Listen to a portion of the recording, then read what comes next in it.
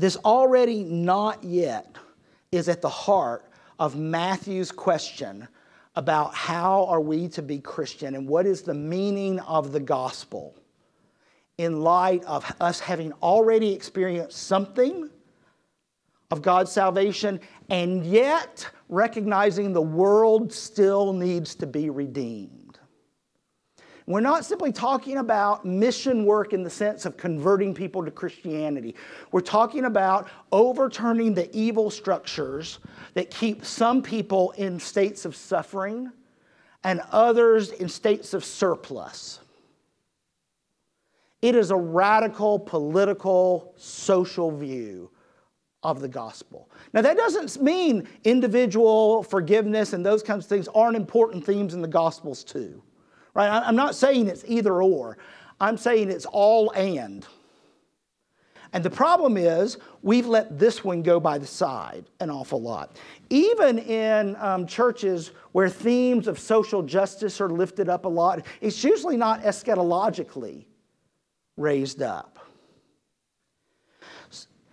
I want to argue that this tension of the already not yet is the very clue to how we interpret all that eschatological language in the New Testament. Now, the early church literally expected, I think this is across pretty much whole groups, literally expected Jesus to return and God to radically transform the world. So they understood most of that language literally. When we find it in the New Testament. But they didn't understand it only literally. They also understood it metaphorically. I think all of this eschatological language in the New Testament, especially as we get to Matthew and from Mark, is experiential language. It is a description of what it means to feel this tension of the already not yet. To be someone who celebrates the love of God we have in our lives and to be utterly dissatisfied with the state of the world at the same time. That is what it means to be Christian. And if you don't have both of those, you got some work to do. But how do you live? I mean, that's schizophrenic. You got to figure out a way to deal with that. So my argument is that this futuristic language in the New Testament is really language about the present. It's really about my experience in the present when we talk about it metaphorically. So let me see if I can offer a metaphor I often use to describe this experience. Now, you live in Houston where there's how many people? A few too many. And but some of you might have grown up, as I did, in a small town or so, and had to drive on those long roads that didn't have street lights everywhere. I mean, here, there is no time of the night that isn't glaring. You can't see the stars anymore and all. But you go out far enough into parts of Texas, and you go off on some of those roads, and there's no lights. All right, so you're driving at night on this curvy, hilly road. So you're the only car you see. So what do? Now, if you're like me, you turn on those bright lights, those high beams, and you probably edge a little towards the center of the road because you're driving all alone. It's no problem, right? So there you go. And then you're going up a hill, and you see lights on the other side. You don't see a car, you just see the lights. You know that experience? So what do you do at that moment? Dim your lights, move back over. That's the eschatological experience of the New Testament. You have already experienced the headlights, but you have not yet experienced the fullness of the car, and yet you adjust your life nevertheless. That is where we live as Christians. But it is not a momentary thing the way it is on the road. It is the fullness of Christian experience for every generation to live that way, to live at that moment of constantly having God's headlights in our life, but waiting for the fullness of that vehicle to get here so we can all celebrate the equality and justice and peace that we all so deserve as part of God's creation. That God wills for us. Thy will be done. The world is not acting, living, being according to God's will right now. So that is where we live. Eschatology is the view that the grass is always greener on the future side of the fence. But we live right here in the present, right on this side, always just right about to the future, right? That's what's at stake here. We assume God's presence will be more in the end with a capital E. God's will be more obeyed. But here's the problem, even as I say it, you have to always remember that's metaphorical language. Literally, it's chronological. But metaphorically, it's experiential. So you can't think in terms of literal time. We are always leaning toward the more of God and less of evil. It is not... See, there are different views of history. Do you view history as... The world is much better now than, say, it was in the first century? Are we better off? Is there less violence in the world now? Is there less poverty in the world now? Is there less sinfulness now? I think the New Testament presents a view that this is simply what we experience now is what it means to be human. Now, there are some pretty nice developments. I really like my microwave. You know, I like being able to have food warmed in about 2 minutes, that kind of thing. I mean, but the ability for one human or one human community to kill another has not changed. One of the popes in the Middle Ages was shown a crossbow. And he was amazed at the force at which it shot an arrow. I think it was Pope Leo. And he said, surely this is the end of all weaponry. A crossbow. Can you imagine his naivete today? And we've got that red button up in the White House, and there's red buttons all over the country with just a twitch of the finger. And there's a literal end to the planet. Right? So the ways we kill people might have changed, but the human drive to exert power has not. The ways we accumulate and show our wealth may change. For instance, in ancient Greece, if you had wealth, you know how you showed everybody? You put a fountain out in front of your house. Because they didn't flow in water. To have a fountain was a big deal, right? We do other things today. We have certain cars, live in certain neighborhoods. We buy certain things in our house, etc. The structures of human existence haven't changed.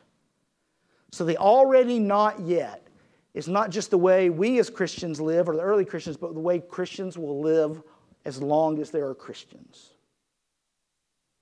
We will live thrilled, grateful for what we have experienced from God, and angry and disappointed at the state of the world in light of that. People who can be satisfied with the world and say, well, that's just the way it is, haven't experienced the fullness of God's grace in their individual lives. Those two things go together.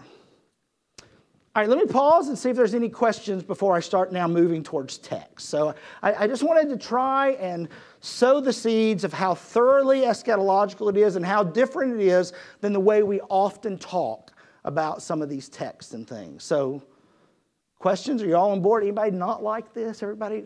No, I don't want to have to deal with the world that way. I don't want the Bible to be political.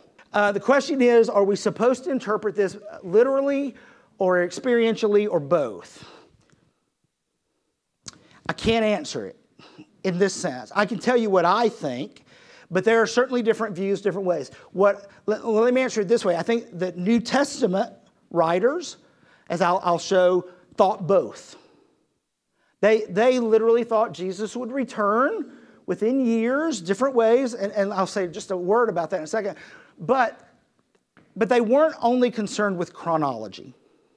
In fact, we'll show ways that I think Matthew tries to diminish worries about chronology.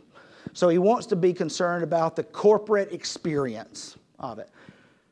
For me, I don't worry about the literal. For me, I want to interpret the mission of the church and Christian experience in light of that language. So I would say the literal doesn't serve us very well anymore. But even if you hold literal, and I think there are plenty of Christians who do, I think the kind of conjecture that we see by, what's the guy, Van Imp and those kinds of people on TV who want to look for the time and the date have completely missed the point even of a literal reading of it. Any other questions? Yes? So when you're talking about eschatology, I keep thinking about the day of the Lord. Yes. The Old Testament. Yes.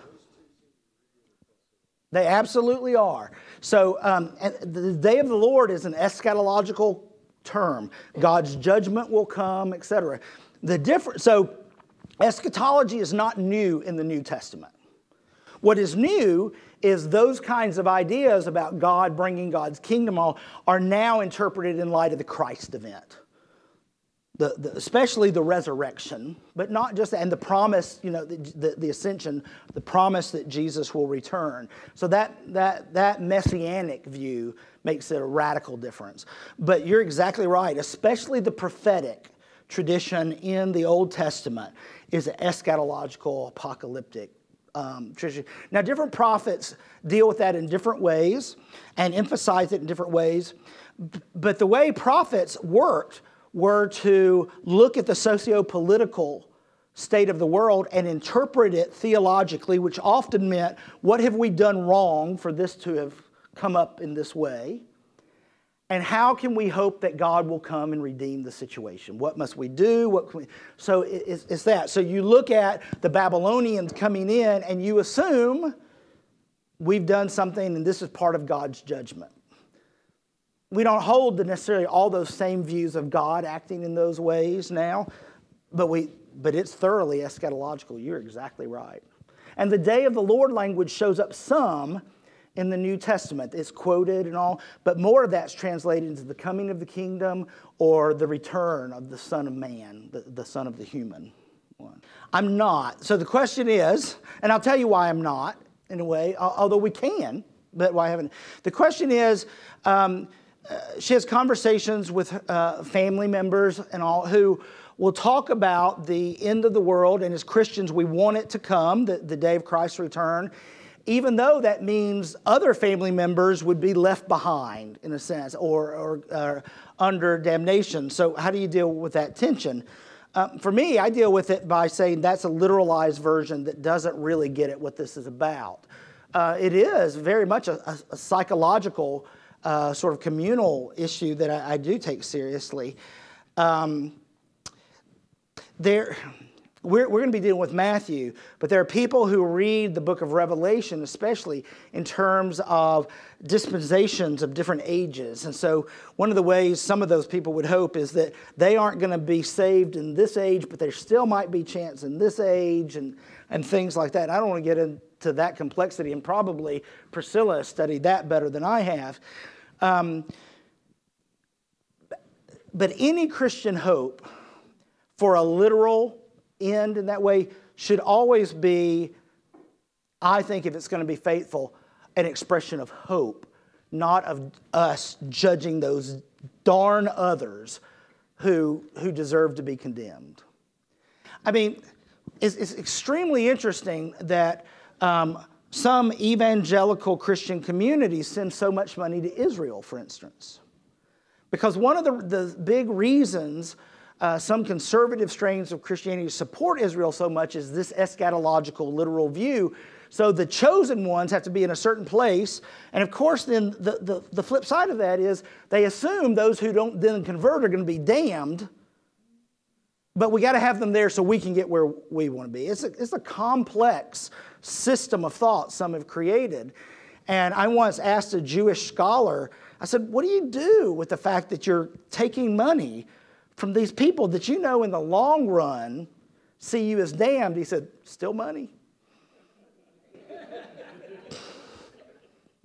So, I mean, they're very aware of the way this game is played in different worldviews. My concern is that I think that talk gets us away from the more powerful experiential offering the New Testament has for us. We could, if we sit around and speculate about the time when and what's it going to look like and who's going to be included and who's not and all that kind of stuff, that gets away from us having absolutely any responsibility for the not yet. And I think the New Testament is very concerned with us dealing with the not yet. It's very aware that we can't get rid of it. That is not an excuse to not deal with it. So let's talk about New Testament views just a little bit to back into this. Let me talk about the Gospels first. So Mark was probably written around the year 70-ish, right in there somewhere. And the reason most scholars think that is because that's the year the temple was destroyed. The Roman Empire squashed the Jewish revolt. And one of the ways you kept a people from revolting again was to kill their God, right? Symbolically. So they went in and destroyed the temple, and since then there's never been a Jewish temple, year 70. Now, scholars disagree about this a little bit, but most think it was written around the year 70 because there's language in there, and we're going to look at it in Matthew too. There's language in there that seems to already recognize it has happened. It's put in Jesus' language as predicting it, but it seems to be dealing with it. And I think the Gospel of Mark was written to deal with the question of how do we keep being Christian when the temple that supposedly represented God's presence has been destroyed. Some scholars think it went even further than that, and that early Christians in Mark's community were part of the Jewish revolt, fighting because they said, if the Jews take over the Roman Empire, or at least this area, then Jesus will return. See the eschatology at play there. When it failed, a lot of people go, oh, we were wrong. Jesus didn't return. Maybe Jesus isn't the Christ at all. So if you remember, the end of Mark is 16:1 through 8. Now, there's other stuff in your Bible there that were later additions. But it ends at 16:8. And in that scene, the tomb is empty, but Jesus never appears. It is not a rejection of the idea of the resurrection. Mark very much affirms the resurrection, but he's playing a literary game. His people, I think, were so emphasizing resurrection that they had diminished the cross. And so everything points to the cross. In fact, the cross is the only time any human fully recognizes who Jesus is, according to Mark's theology. So other people have said he's a teacher. When Peter says, you are the Christ, Jesus goes, shut up. It's different than in Matthew. He basically says, the Son of Man will suffer and die. And then you remember Peter says, no, that's not what I meant. And Jesus calls Peter Satan, the opponent of God. There's no worse insult than that. We color that over in pastel colors. It's a horrible insult. So it shows you how much he misunderstood. And then only the very person who kills Jesus, the centurion, the most outsider of outsiders, by seeing him die, recognizes who he fully is. So if you imagine this happening right after the fall of the temple, because remember, when Jesus dies, the temple curtain tears in two. Why does that happen? Often the language is very similar to that. People used to interpret this as now the Gentiles can get in. Anybody can get in. For Mark, it is not that anybody can get in. It is that God has left. God is present more fully now outside, so that when the Romans destroyed the temple in 70, it's just destroying a building. Now remember, this is written after the fall of the temple, so Mark is trying to make some sense of this so he can keep people faithful in the Christian faith. So we're not focusing on Mark, but we need this as a background. So Mark has this crisis gospel written. Some 5, 10, 12 years later, Matthew decides it's time to write a gospel. He knows Mark's gospel. He's read it. He's used it. His community probably knows it. But he doesn't like it completely. He likes a lot of it because he uses a lot of it. But the problem is it was a crisis document, and that crisis is no longer affecting the church in the same way. That time has passed. Matthew wants a document that will more sustain the ongoing life of the community. So, for instance, Mark talks all the time about Jesus being a teacher with authority, but he doesn't tell us much of Jesus' teaching. Matthew adds in lots of teaching, parables, 5 discourses. So he really expands that kind of content. Mark's eschatology, Mark wanted to tone down eschatology. He didn't want to get rid of it. But remember, people had thought Jesus might return with the Jewish revolt, and when it didn't happen, Mark is the one who makes the first move, I think, in the Gospels towards an experiential understanding. That's a problem for Matthew in some ways. Matthew's gospel tries to raise up the importance of eschatology again. He thinks his people have become too lax. But that is not to get rid of the experiential element. It is to heighten it all the more. Matthew is concerned with an eschatological ethic. It's all about ethics, how to live in the already not yet.